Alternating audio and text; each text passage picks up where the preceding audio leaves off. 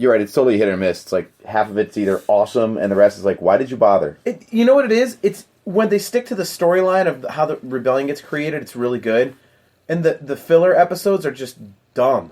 Like, who cares? So, I mean, I don't know. Well, at least they confirmed a season 4. So we can put that. They can put that speculation to rest. The series is not wrapping up. Isn't the last episode this week? It's a 2-parter, or is it one more week? Probably one more, I think. Because there was only 4. No, you know what it is? I think it is after this week because it was like 4 more episodes like a week ago or something. Because I saw it on StarWarsNewsNet.com. And of course, as per the usual, they have this monstrous Obi-Wan tease, and you know he's only going to be in the last damn thing. They're going to frickin' kill off Darth Maul, man. Well, they have to. No, they don't. What else could they do with him? A lot. I think they've done too much already. No. They've already killed him once and brought him back, so why the hell not do it again? Exactly. You can do what you want in this now. I'm tired. Disney owns it. Bring back whoever the hell you want from the dead. It's all fair game now. Right? All right, which one should I start? Screw it. Han's coming back. All of them. There are 4 episodes left. Still? Yep. They're doing a 2-parter. Well, yeah, so that's 2. So there's 3 episodes left. Okay, that's what I thought. Yeah, Double Agent Droid this Saturday, then Twin Sons. There you go. There's the start of the Kenobi thing, I'm sure. And then 0 Hour Part 1 and 2. So this thing will be wrapped up on March 25th.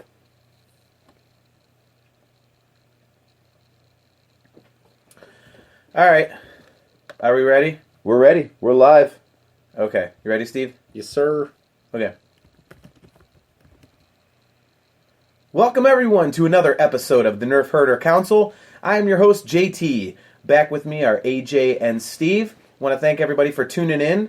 And first off, I'd like to apologize to anybody that I may have offended with the last episode that we did. Well, first off, stop lying.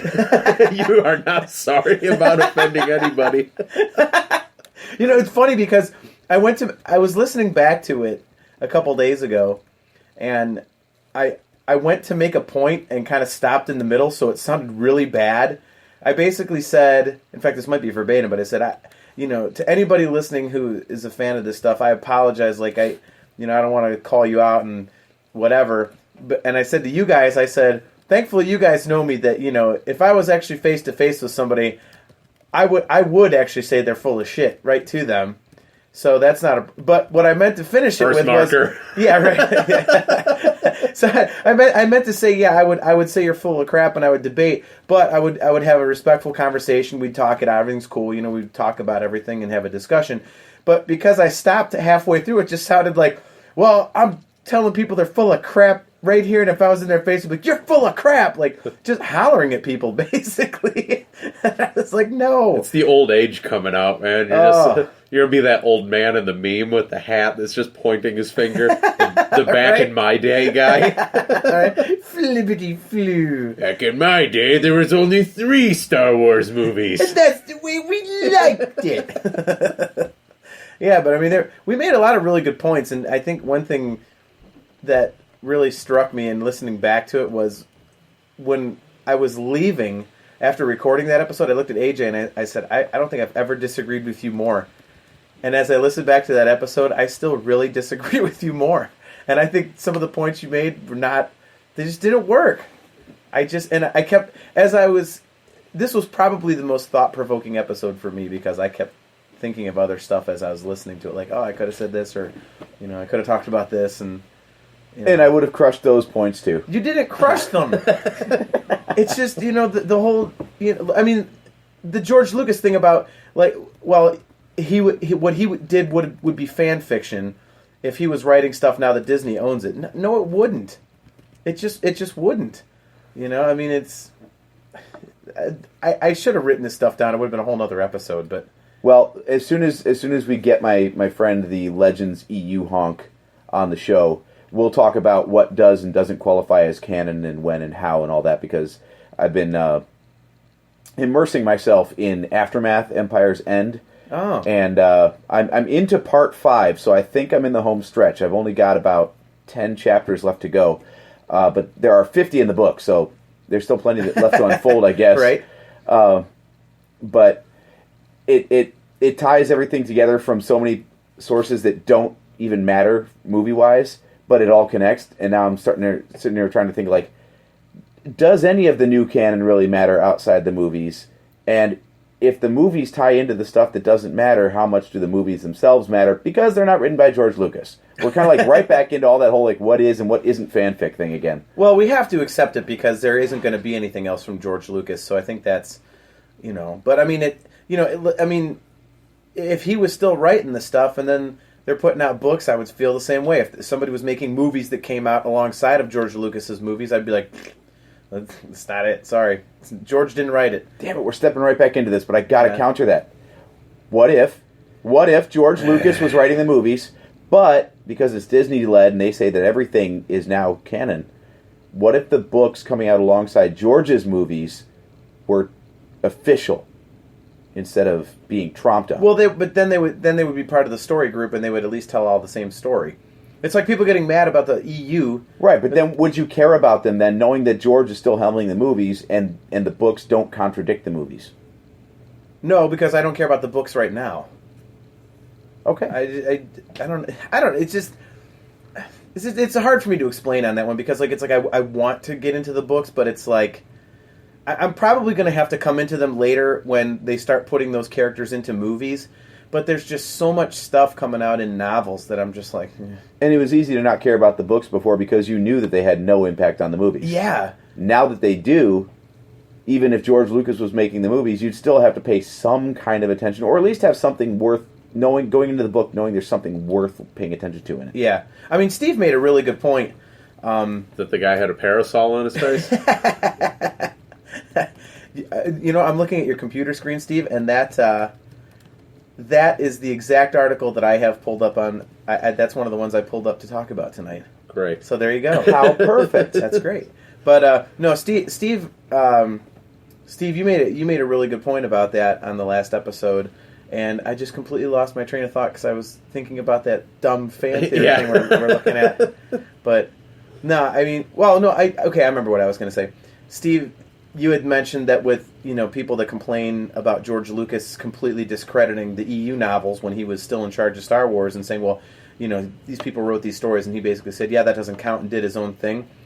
I mean, you make a good point. There's so many of those books. Like, what are you going to do? And there were so many books that told alternate storylines. Right. So which one are you going to pick? I mean, right. So Thank God we'd be in episode 47 or something with our movies by now right? if we were just following everything. Right. But speaking of that, did you hear that apparently Disney is wiping out the episode thing on the movies? Like they haven't really announced it, but they've just kind of secretly stopped putting it in to see if people would notice. They did it with Celebration, so yeah. I mean, it used to be like Celebration 6, Celebration 7, and now it's not. And they did it with WrestleMania. I don't know what the problem is with numbers. Numbers are fun, people. It's the Roman numerals. Yeah, they're getting to a point where it gets to the point with Roman numerals that you're just confusing people. Yeah, right. No, I did read that, and I don't know how I feel about that. What is it this year? Super Bowl? Whatever. Super Bowl execution.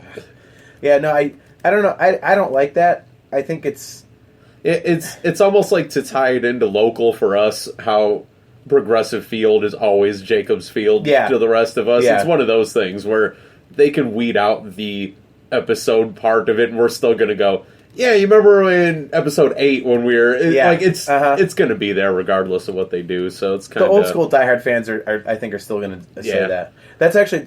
Funny you mentioned that because... we're never going to talk about that. Oh, you remember in A New Hope? Like, no, we always say... Yeah. But at the end of episode 4 is when... Yep. Well, that's like that fan-made trailer that was all over the place yesterday and the day before. And I actually had a bunch of Facebook friends post it, go, oh my God, this is so cool. This movie's going to be great. And they actually thought it was a real thing. And I had to go in there and go, no, it's fan-made. And a few people are, well, how do you know that? I said, well, first of all... Because it looks shitty? Yeah. the voice for Snoke is different in spots. I said, but the biggest giveaway is the fact that at the end it has 8 in Roman numerals, and Disney's not doing that. So that in and of itself tells you that it's different, but it's just, I don't know. I feel bad because, like, it's cool that people do that stuff. It's interesting, but I feel bad for the people that get suckered in or like, oh my god, it's the trailer. Like, no. You'll know if it's the trailer because the whole world will explode, not just a few people on Facebook. Like, it'll be kind of obvious. So, but yeah, no, I actually wanted to talk about that, Steve. So good on break. We're on the same page tonight. You got the same article. You brought up a conversation topic that I wanted to talk about. It's like, you know, we have the Force or something. Yeah. How about that? Tie-in. Get it? It's a Star Wars podcast. How about that? All right, so tonight what we wanted to do is kind of revisit something that we had done previously a while ago, and AJ's trying to blow his nose. Don't we have a mute? No, we have a bathroom with a door you can close. Oh god, if that was it, I would be getting up like 4,500 times a podcast. My sinuses are horrid. This is how I know you guys don't run the show. I'm sitting here looking at AJ, and he's off the mic doing something. I look over at Steve, like, okay, we got to talk, and you're dicking around with something else. Like, I'm like, oh, all right, I'm just going to talk myself and try and do like a 60-second lead-in. Stretch. Oh my gosh! I learned that one in podcasting school. You can't. You pinch the end, stretch it out. Nice. Hey, it's your fault for not knowing how to turn off my microphone. Hey, dude, I kill for some mute buttons on these things. Are you kidding? Only thing it doesn't have. Only thing it doesn't have. But no, we wanted to kind of revisit something that we did. God, this was what, like the second, third, fourth episode, something we ever did. I think it was our second episode, actually. Yeah, but we like to look up fan theories to try and kind of see what kind of ideas are out there. Because if there's one thing in the Star Wars universe that there's no shortage of, yeah, it's fan theories. See, we really enjoy seeing them because it's fun to see what parts of them actually become part of the movie, like what people got right. But also, we like to look at it because there's so much stupid crap out there that's just so outlandish. And to me, it goes beyond clickbait. It's not just, they're not just doing this to get clicks, because a lot of the stuff is embedded in an article, so it's not like the main title of the article is... If it was just clickbait, we'd have it on our website. Yeah, exactly. Or we'd have a link on theirs. Yep. One of the two. So, and going forward, when we find these things, we actually have a bumper for it now. So whenever we find a stupid fan theory, Steve, hit it.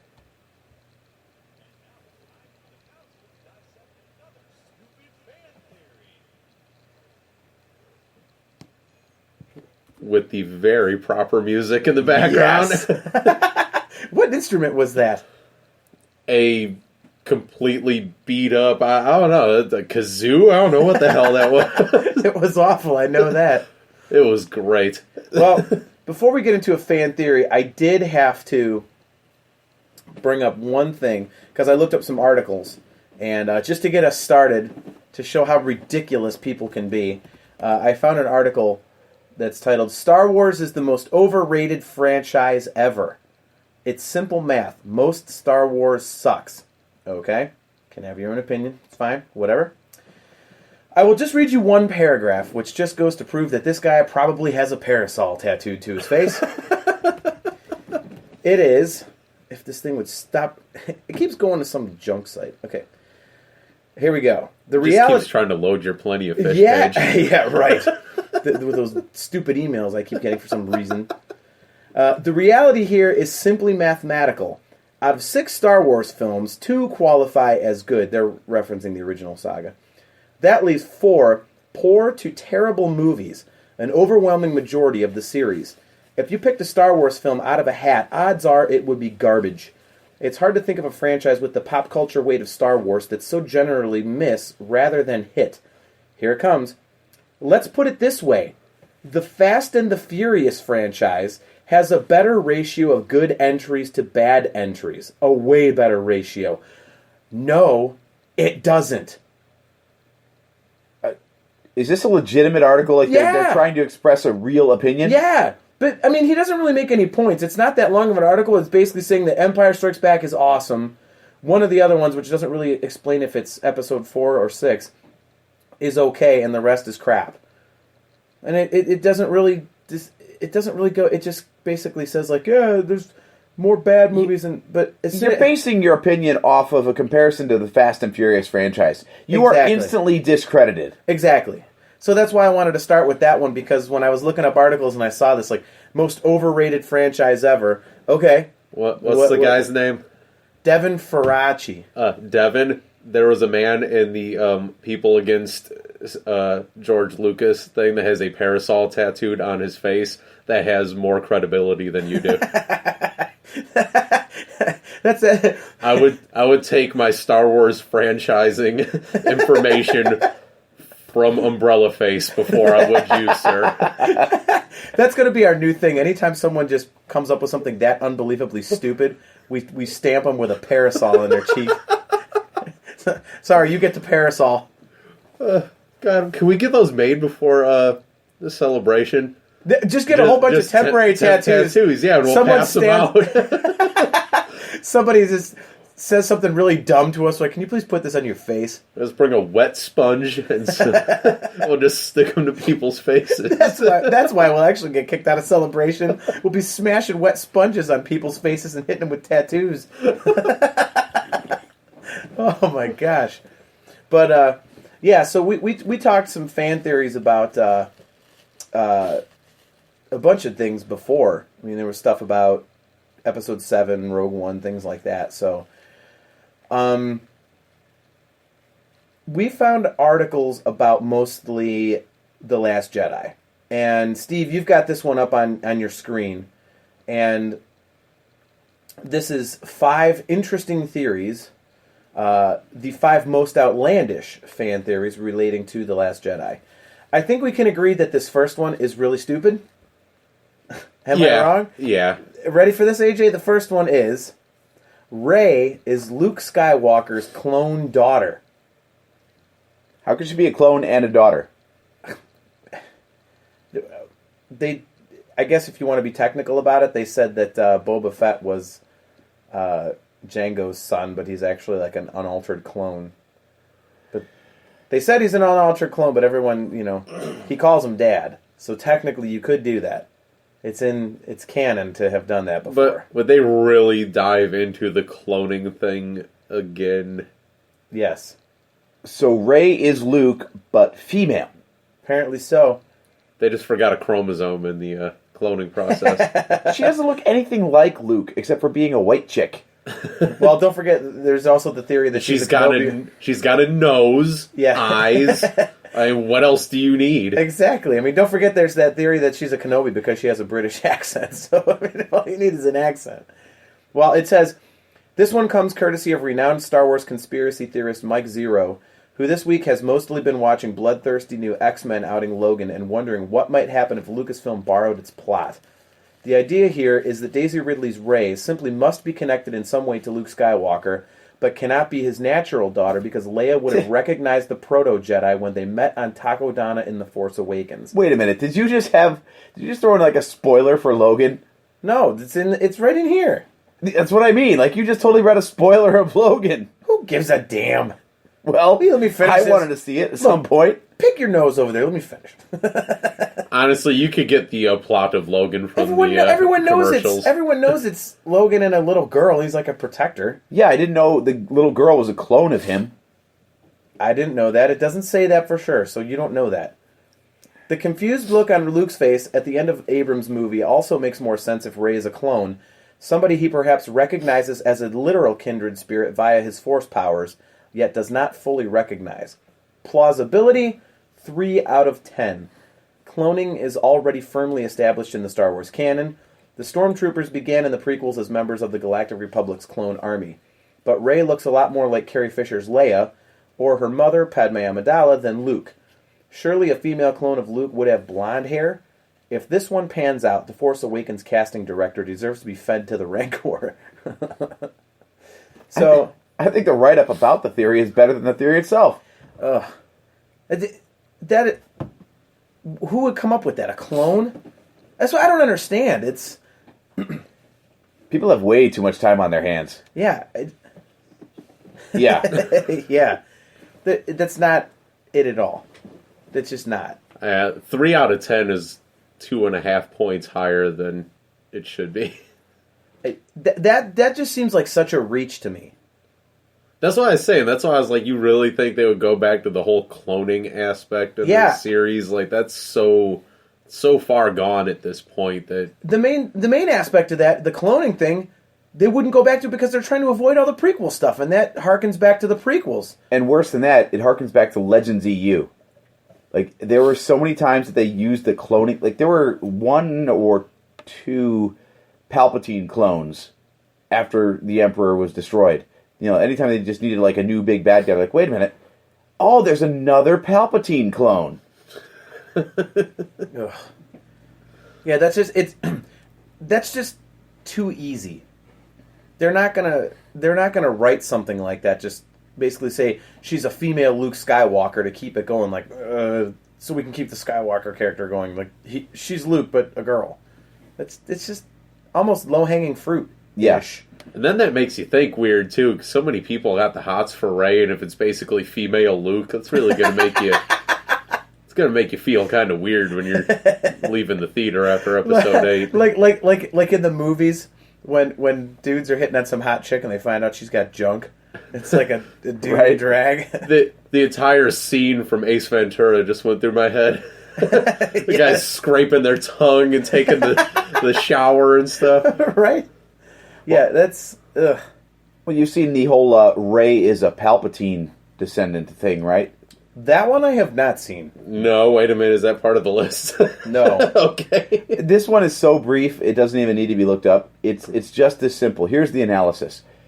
Her first saber move in her fight with Kylo Ren is a stabbing motion. And the only person we've ever seen start a lightsaber battle with that particular move is Palpatine. Therefore, she's got to be related to him, right? Oh, but there's more. But there's more. Get ready, Steve. She got angry in her fight with Kylo, and that's a pull to the dark side, just like the Emperor.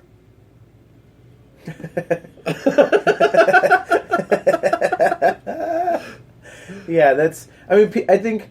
Wow, we were talking about stretching a couple minutes ago. That's a different kind of stretching right there. It's like I understand people are so into it that they want to see if they can figure stuff out, but that's reading into it way too much. Way too much. That's... Ugh.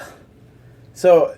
Honest to God, the first saber move was a stab, and, like, not in a million years would that even be a thing that would pop into my head and go, let's analyze this. Yeah. That was her first move with a lightsaber. How about... she was panicked and never used the damn thing before.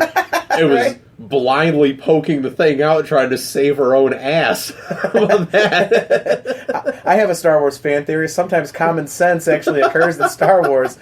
Like you just said, maybe she just panicked and was like, I poked at him with it. You know? Seriously, if she's going to be like a Palpatine descendant, the first thing she does is not going to be just poke with a lightsaber. She's going to get really mad and destroy something, or... you know, like, just do something totally evil by accident. Go, holy crud. And you're like, wow, that's kind of out of character. So, all right, moving down. The other fan theories, 3 of the other fan theories in this are pretty... all right, technically you could kind of make arguments for them, so we won't mention those. But number 5 is a great one. And apparently, if I'm reading this right, it actually comes from canon, which I don't know how, but I'll have to research it. But... Rey hatched from an egg. What? Yes.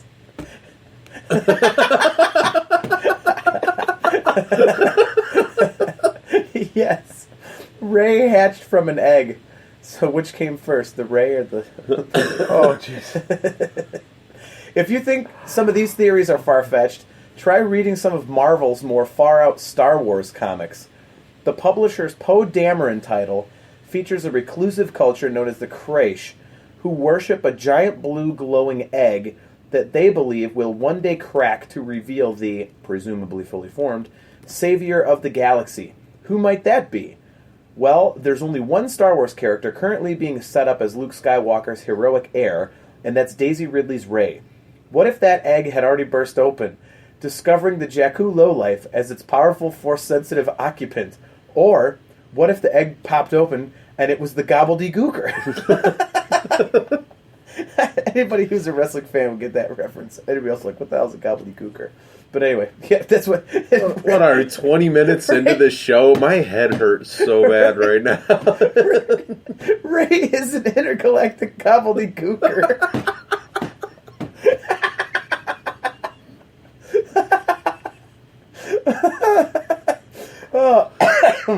Okay.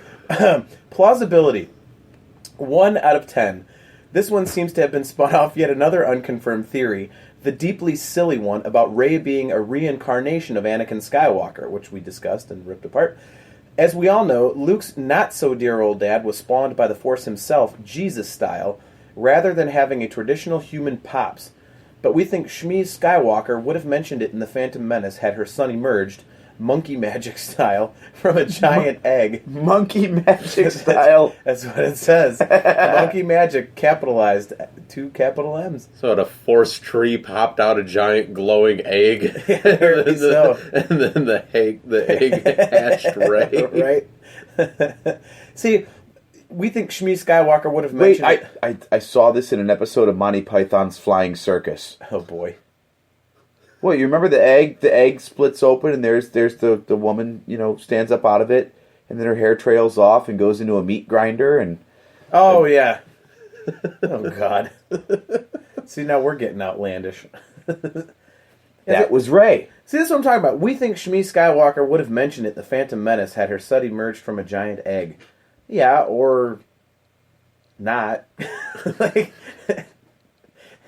Not everything is mentioned. People just want him to throw every possible thing into these movies. Like, I don't know, man. That might not have been something they would have brought up. So I don't know, but yeah, a giant egg. Could you imagine that? That means she's like not even human. She's just a human-like. Right? Like, okay, so she looks like a human, but she's not. Why? Because she popped out of an egg. Is she avian or something? Like a flightless bird with no feathers. Therein is the tie into her being an intergalactic gobbledygooker. Well, I found the original Rey as a Palpatine article if you want to hear that one. Oh, God. It's from the Huffington Post, so you know it's true. By the way, is that like a serious website, or is it a semi-serious website, or is it... Because I see crap on there, but then I see some legit stuff. I can't tell. It's just not vetted. It was supposed to be an internet newspaper, but they pretty much let anyone post anything on there. It's like Bleacher Report. Yeah, it's as true as Wikipedia, basically. Oh, jeez. All right, well, yeah, let's hear that one. Okay, this one's fabulous here. Okay, so it says, it sounds like some Jar Jar is a Sith level crazy when you first hear it, but there's some pretty compelling evidence that is folded into that movie, meaning The Force Awakens. Beyond the obvious, she must come from a Force-strong family, and her origin is important business that can be used to support most other fan theories. Here's what I got. Her fighting style. So here we go. This is the most compelling to me. From the very first viewing of Episode 7 in the theater, I noticed that Rey's first move upon force-grabbing that lightsaber is to jab at Kylo with a horizontal stabby motion. Great vocabulary, right? Stabby. Stabby motion, yeah. Both hands on the hilt with a big forward shoulder thrust. This is the exact move. That's italicized, exact. So you know they're really stressing that point. Exact move that Palpatine... Palpatine? That's okay. So anyway, so you were saying, so that's the exact move that the Emperor Palpatine... uses to take the Jedi off guard when Mace Windu comes to arrest him in Revenge of the Sith.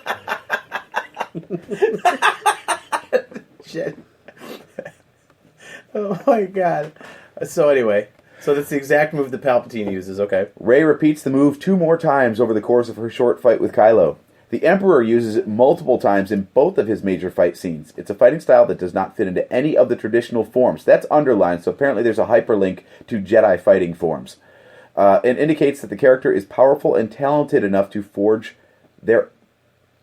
well, it should be her own style, instead of their own style. But grammar aside, yeah, so apparently because she stabs forward with her lightsaber in a thrusting motion, that means she's, one, a Palpatine, and also is inventing her own style instead of just not knowing what the hell to do with a lightsaber. Wow, okay. More importantly, it's a move that is not used by any other saber wielder in any of the other movies. The only two characters to use it are Palpatine and Rey, and both use it multiple times. Now here's the fun part. Now we come to her name. Oh, no. You know these are always great. Ahsoka. Oh. Names in Star Wars movies have always had significance. Darth Vader is the obvious Dark Father. Luke is a biblical name that derives from the Latin for light. Han Solo is a loner. Yoda comes from the Hebrew for wisdom. Salacious Crumb, Darth Sidious, and Tyrannus. BB-8. The list goes on, and those names are not an accident. Rey could be interpreted a couple ways. Perhaps she is a ray of the light, the new hope for the Jedi to return to the balance of the Force. But Rey is also Spanish for king, derived from the Latin rex. Maybe she's related to Captain Rex. Yeah, we just debunked that theory. This doesn't necessarily Wait, that means she's a clone, which ties into the other theory. And clones grow up in pods, which are very similar to eggs. And Pod, Egg, and Rey all have only 3 letters. Pod Racer, Skywalker, Anakin Skywalker, Boonta Eve Classic, where's Kit Fisto? Kit Fisto is Snoke. Hitster is Snoke. Yeah, I know. So anyway. This is like that scene in Black Dynamite when they're stringing everything together in the in the restaurant. Oh my god. So, this doesn't necessarily imply she is good or evil, light or dark, but it is the kind of thing where if we were to find out in episode 8 or 9 that she is a Palpatine, we'll look back and go, duh, the name fits, just like we did with Darth Vader. No. No. Who's gonna look at her name and go, yeah, it fits with the Emperor? Now here's something interesting. This is not interesting in terms of the theory, but it's interesting in terms of their interpretation of the saga. It follows established Star Wars tropes, and here's the topic sentence. At its core, the Star Wars story has always been Palpatine versus Skywalker. Kinda. But they were on the same side for 5 of the 6 movies. Most of the first 6. Anakin was fighting for the light side in the first 3 until he turned, and then. But he wasn't fighting against Palpatine. Well, Palpatine was evil and manipulating things from the shadows. Yeah, but he wasn't fighting against him. They're saying it's Palpatine versus Skywalker. No, it wasn't. Not until the very end of Return of the Jedi. Well, Palpatine was a Sith Lord the whole way through, and Skywalker grew up being a Jedi trying to eradicate the Sith. So he was indirectly actually fighting Palpatine. And then his son took over in 4, 5, and 6. That one I would buy. I mean, the Luke versus the Emperor thing, but Vader? I mean, no. I mean, he and Anakin were allies in the prequels, and they were allies in Episode 4, 5, and most of 6. Anyway, I mean, you make a good point, but I would dispute it. Yeah, well, anyway, they're making the argument that if Rey is a Palpatine, since Kylo Ren is a Skywalker-ish, thanks to Leia, it continues the trope. Well, and one of the other theories that's in here that was in one of the articles I just read from was that Rey and Kylo Ren are going to switch sides. Like, Kylo's going to turn out to be the good guy, and Rey's going to turn to the dark side. So they're going to kind of flip-flop. I have to admit, I didn't read that one because I think that would actually be really, really freaking cool. It would be interesting, yeah. I could see it, and it would make me like Rey a lot more, too. All right. You already love Rey. I gravitate towards the bad guys. Right. So. Like, honestly, Rey is probably the first character that is quote-unquote good guy. That I love all of them, obviously, but, like, I've always been a Vader guy, always been a bad guy thing. Rey's the first one I've grabbed a hold of and been a fan of that's not the bad guy in the movie. So yeah, that would work for me. Go ahead. Go for the Sith turn. Go for the heel flip, man.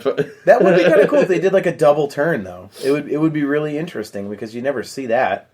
So that'd be fun. I'd be into that. This thing actually That's goes... like when Hulk Hogan went and turned heel. Right? But who was the bad guy that then turned into the good guy? Macho Man. No, he was a good guy at that time. Yeah, he came over. He did the heel turn later on. Yeah. I don't know. I don't think anybody really benefited from that move. So this would be a very original. I would like that. That'd be cool. I would dig it. This thing goes all the way into saying that her accent supports the theory. Of course, because, again, accents, they cover it. And they also broke down her theme music and said that it is sonically similar.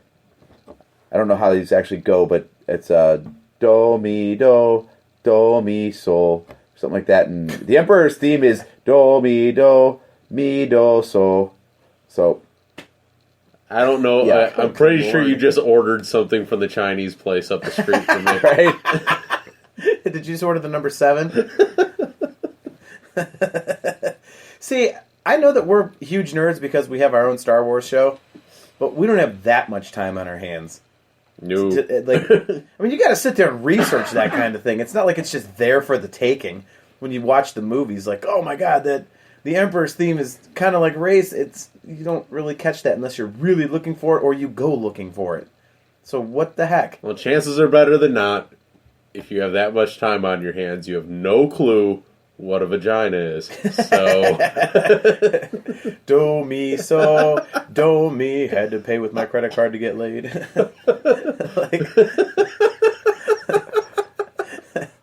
So, is there anything else in there worthy, or should we? No, can we just move on, please? Yes. So the next one that I have, Supreme Leader Snoke is many people come back from the grave or from hiding. So, the fan theories about who's behind the guise of General Snoke could fill up a list of its own. One of the most prevalent theories suggests Snoke is actually one pissed-off Mace Windu in disguise. Some speculate Windu was never actually killed by Anakin Skywalker, and while he was portrayed by Samuel L. Jackson, a black man, and Snoke is a translucent-skinned being, some fans believe the lightning from Anakin's lightsaber not only disfigured his face, but lightened and thinned his skin as well. So, Bleeds the black right out of him. Yeah, right? Additionally, the lightsaber gave him vitiligo. Basically. Oh my god. Wouldn't it be... So he'd be like Michael Jackson. He basically he got disfigured and then his skin lightened. Do you think they could put that in like a special edition of Episode 3, like when the Emperor like force lightnings him out the window and it's like he's falling down and you just hear him in the distance go, woo-hoo-hoo! Like to the Michael Jackson on his way down. Okay. Well, Michael Jackson was supposed to be a hologram on his final tour after his death, so maybe that's why Snoke appears as a hologram. See, he's like... There's a hologram of Snoke in the new movie. Come on, Kylo, get on the train. Come at the train with me.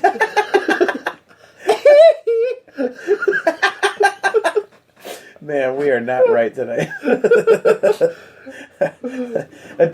Additionally, there are those out there who believe that Finn is actually the estranged son of Supreme Leader Snoke. If you watch the film closely, you'll also see that Kylo Ren actually uses one of Windu's defining lightsaber tactics. Oh, did he poke him with the lightsaber? Yeah, right. Windu's signature move was a backspin and slice move, meaning he may have taught it to Ren. Watch the video below. I don't think I'll be clicking on that. One of the other theories out there suggests Snoke is actually Darth Vader returned from the Abyss? Who knows? Many cite the similarities between Snoke and Vader's head and cheek injuries. Though Vader died in the first film trilogy and was seen as a Force ghost, we are talking science fiction here, where the boundaries of reason are thrown out the window. I think Snoke is the stormtrooper that smacked his head on the door. I still like that theory. That damage is consistent. Because the dent that would have popped into his head. It's one pissed off stormtrooper. You notice how high stormtrooper. It does make sense. You notice how high the ceilings are on Starkiller Base? That's true. He made it so that no one else could bang their head like he did. Yeah, JT keeps bitching about how this episode 8 could rip off something. How about when they rip off Wizard of Oz and they pull back a stupid curtain and there's a friggin' stormtrooper standing there with a dent in his forehead. No, nothing to see here. Ignore the trooper behind the curtain. I am Snoke, the great and powerful. Fire, smoke.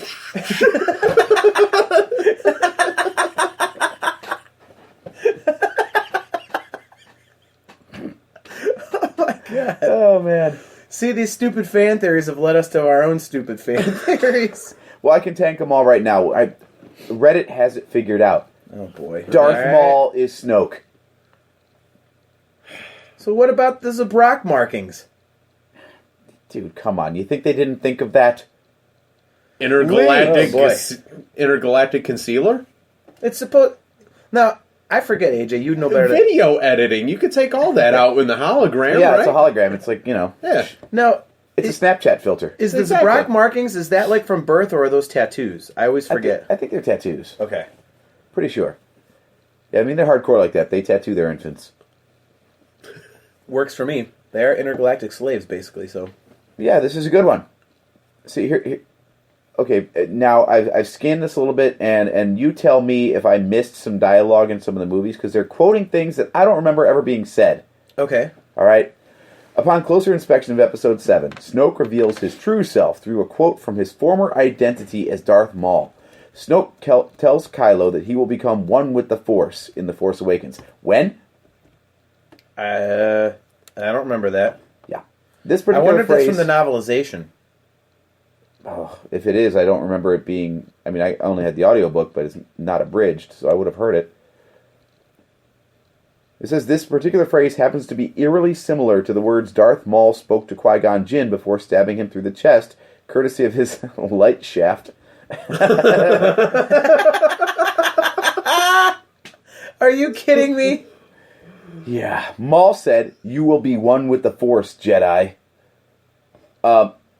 He didn't say a damn thing. Where are they getting this from? I think, actually, this Snoke theory proves that the fan poster had a stroke. Right? They've got to be getting this crap from the novelization. They have to be. They've got to be pulling this stuff from books, because the only thing that Maul said in Episode 1 was, we should reveal ourselves to the Jedi, or whatever like that. When he was out on the balcony with Palpatine, he said that like 2 sentences or whatever. He never said anything else. Well, the poster says, quite frankly, he's surprised more people haven't picked up on this yet. Maybe there's a reason. Because it doesn't exist. Exactly. In a recent interview, Andy Serkis told Tech Times, Snoke is vulnerable because he suffered a lot of damage. The character might have died once already, only to return to life. But here's the thing, okay? And this is why I always wonder about this. This theory, first of all, if it's from the novels, not a lot of people read those. Even the novelization of the films themselves, I don't know how many people actually do that. Second of all, it makes me wonder how much these people are actually paying attention to, because Pablo Hidalgo himself already came out and said many times Snoke is a new character. Don't you love that photograph of him holding that decal? It just says, your Snoke theory sucks. Yeah, right?